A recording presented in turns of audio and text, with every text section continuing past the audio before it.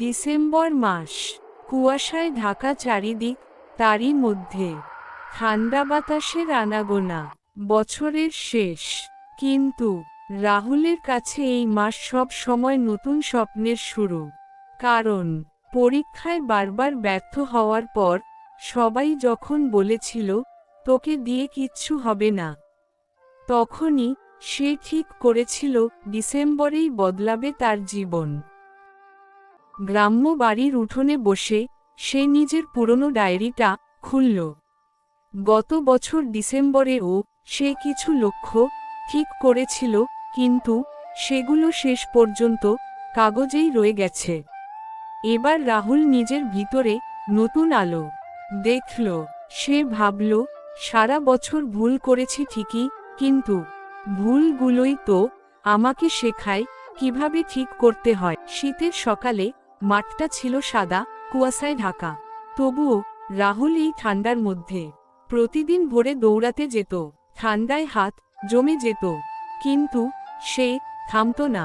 তার লক্ষ্য ছিল আগামী মার্চের পরীক্ষায় যেভাবে হোক সফল হওয়া। পড়াশোনার পাশাপাশি শরীর ও মন দুটোকেই সে শক্ত করতে চায়। একদিন গ্রামের এক বৃদ্ধ তাকে বললেন, বাবা, ডিসেম্বর মাসটা হলো পুরনো কষ্টগুলো ঝেড়ে ফেলার মাস। শীত যতই ঠান্ডা ততই মানুষের ভেতর শক্তি জাগায়। বৃদ্ধ মানুষটির এই কথা রাহুলের ভেতরে গভীর প্রেরণা জাগাল। প্রতিদিন কৃষি কাজে বাবাকে সাহায্য করত এবং বাড়ি এসে রাত্রে মোমবাতির আলোয় পড়াশোনা করত। কখনো কখনো ক্লান্তিতে চোখ জুড়ে আসত ঘুম, কিন্তু কষ্ট হলেও সে পড়াশোনা ছাড়ত না। তার মনে হতো, যারা স্বপ্ন দেখে তারা শীতকে ভয় পায় না, আর যারা হাল ছাড়ে তারাই কুয়াশায় হারিয়ে যায়। বছরের শেষ দিন সে মাঠে দাঁড়িয়ে সূর্যোদয় দেখছিল।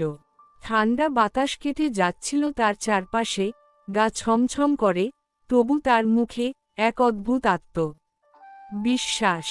সে ভাবল, আজ না হয় কিছুই অর্জন করিনি, কিন্তু আজ থেকে চেষ্টা শুরু করলে কাল অবশ্যই বদলাবে। ডিসেম্বরের শীত যতই কঠিন হয়ে উঠুক, রাহুল শিখল, মন যদি উষ্ণ থাকে কোনো শীতই থামাতে পারবে না।